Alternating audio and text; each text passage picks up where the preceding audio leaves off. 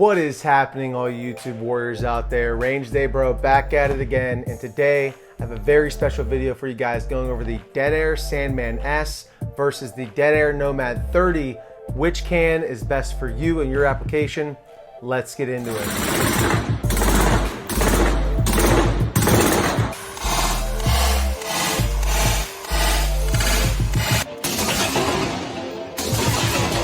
If you've ever held back from buying a suppressor and joining the NFA community because you don't want to be put on a list somewhere, then go ahead and hit the subscribe button, guys. That held me up for a long time until I finally got over it and took the dive into the NFA world. And as you can see, I haven't looked back. I have the Nomad 30 here on my 300 Blackout truck gun. This guy's featuring a Law tactical folder, which is awesome, brings the overall length down pretty quickly.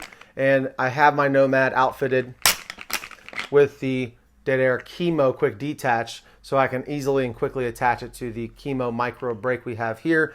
And so it makes this package very small. I keep it in a bag separate like this, and when I need to put this on, I just go ahead and throw this guy on top, crank it down, give it a little shimmy, and then we're good to go, ready to rock and roll. Today I wanted to go over why you may want the Nomad 30 or why you may want the Sandman-S, what their applications are, kind of where they thrive in my humble opinion, and from using them, how they sound, how they feel, things like that. So let's just start with the Dead Air Sandman-S. This is Dead Air's flagship suppressor. I think that this is their most popular suppressor, what they're known for, that they currently hold the military contract with. And the reason being is that it's absolutely bomb-proof. They have the best QD attachment for suppressor in the industry, by all accounts. If you do any of your research, you'll find that the Dead Air Chemo mounting system is one of the most highly regarded mounting systems out there. It actually uses a taper design, and that taper sits behind the seal-off surface, so your carbon's not actually going to build up on any type of threads or on that chemo mount, so that it's easy to remove it.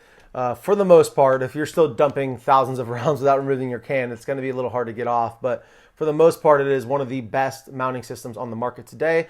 And the reason the Sandman-S is so popular is because it is a bit of a heavier suppressor, but that's due to the absolute bomb-proof materials that are used in it. It uses stellite baffles. It is made for heavy machine gun use, sustained heavy use, and ultimate durability. So I think a lot of people lean towards and go for the Dead Air Sandman because of that purpose, because they know it's going to last and stand the test of time. Not to mention it is built in with the Chemo mount. So this Chemo mount comes as a part of this suppressor. There's no other way to mount it. And in fact, they do include a 5/8 by 24 3-chamber Chemo brake in the box for most typically 308 or 300 Blackout thread pitches. But that's important to note that that does not detach from the suppressor. It is included. There's no way to direct thread this suppressor. For most applications, for what people are buying the Sandman-S for, it's going to be for heavy, sustained, rapid fire use, home defense, patrol, not necessarily long range precision. That's more of the Nomad's deal, which we'll get into in a minute. But this guy is made mostly for the AR platform and for heavy sustained use. And it is bomb-proof. And if you feel it in the weight, it's a good balance of length and width. It's slim enough to fit underneath the Aero Precision Enhanced handguards. It's an 1.5 inch diameter, so it makes it very nice if you want to recess it. And also having it be the QD with Chemo, you don't have to worry about tightening anything down at the muzzle. So if you had a recessed barrel underneath a handguard, this is one of the best, in my opinion, suppressors to go with. It is a 30 cal can, so it has a little bit less back pressure than some of the 5.56 cans.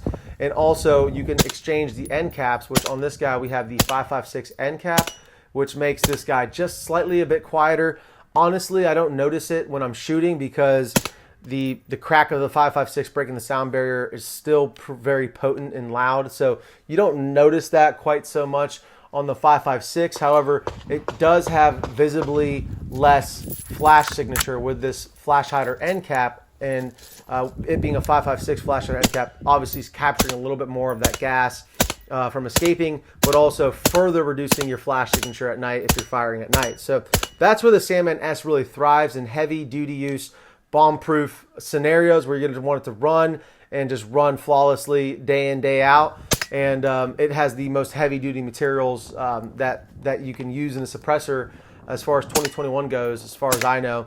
So it has the materials to back up that statement by them. But before I go too much further into the Sandman-S, let's get into the Dead Air Nomad 30. So here you see the Nomad 30, and I do have it outfitted with the Chemo QD system on here as well, which this guy you are able to direct thread. And before I get too far into that, the Nomad 30's construction is stainless steel and titanium. The Nomad is optimized for precision shooting. So it really thrives on a precision rifle. That's what it was designed for. Minimal point of impact shift. It's not, I mean, it definitely could sustain heavy round counts, rapid fire, things like that. It won't take quite as much of a beating as the Sandman-S will because of the materials used in the construction. Now, with all that being said, I have used this on the range when I'm shooting rapid fire. Here I have it on my 300 blackout, and during that time, it's worked flawlessly. Hasn't given me any issues at all. It does have a bit more of an internal volume. It's got a 1.7 inch diameter, so it's a little bit wider, catches more gas. But again, 30 cal can, when you're shooting it on a 5.56, it's less back pressure.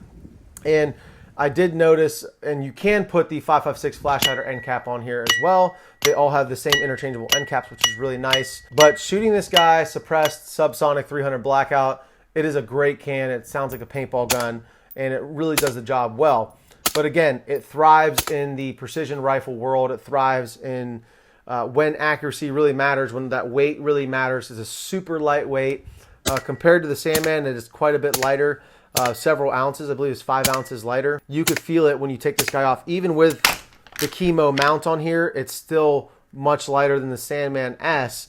But with the Chemo, it obviously adds a little bit of length. It also adds a little bit of weight.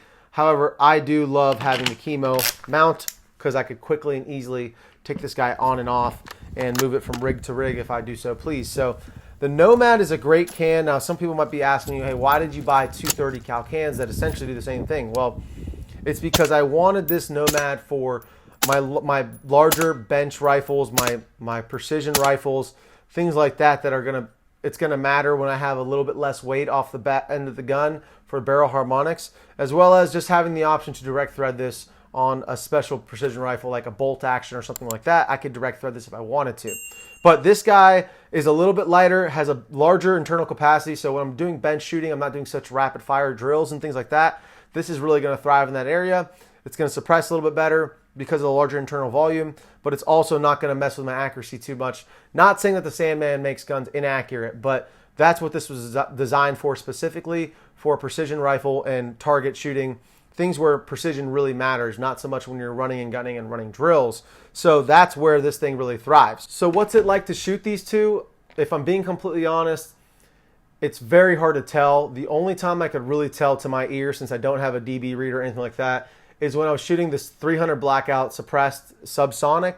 That was the only time I could really tell slightly of a difference. And again, this Nomad did a tiny bit of a better job to my ear from my very unscientific analysis, was a tiny bit better at suppressing. However, it wasn't enough of a difference for me to say 100% you need to get the Nomad 30 because if you're shooting suppressed subsonic 300 blackout, it's just the pinnacle. No, the Sandman-S did quite a great job itself and surprised me, in fact, with how comparable it was to the Nomad. So on the Sandman's downfall, you have the weight, but again, that's attributed to the bomb-proof design of the Stellite baffles. But with the Nomad, the downfall is the size. Although it is lighter weight, but you can't recess it under a handguard if that's something you ever considered. Most of you have never even thought about that, so that may be a non-issue to you guys. Also, you have to pay the extra money to use the Chemo. If you were planning on using this on multiple ARs, for instance, you got to pay the extra money. These things are not cheap. They run about $250. They're very expensive. This is what they look like right here. So you got to spend the $250 for this little piece that threads into your Nomad in order to make it able to work on the Chemo system. So that may be a negative for some of you guys if you're planning on using this on multiple rigs and throwing this from one AR to the next and so on and so forth. If you want a suppressor that'll outlive you and your children and just be bomb-proof, it'll take the abuse, it'll take the full auto, the rapid fire day in, day out, you're probably going to want the Sandman, but you're going to sacrifice with a little bit of a heavier can. Again, it suppresses, in my opinion, just as good, maybe a tiny bit less than the Nomad. This gun does become very front heavy with this Sandman-S on here. It really does.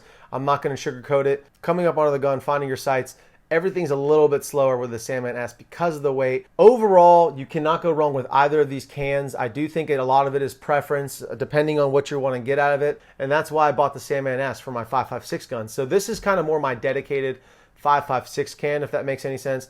And this is more of my 300 blackout and 308 can right here. Sandman-S I would recommend for your 5.56 rigs where you're just running them constantly, if you're taking them to courses, things like that, and just beating the piss out of them. I'd recommend the Sandman-S because you're never gonna have to worry about it. It comes with a QD chemo built right in. You don't have to worry about that unthreading. One of the things with the Nomad that I had happen to me at the range, when I got this really hot, I tried taking this can off and it unthreaded from the chemo mount, which I had tightened it pretty darn tight as I could by hand before going there, and that still happened to me. So just something to keep in mind. These two parts are separate pieces. So this thing, you don't ever have to worry about it coming off the mount because it's built right into the can.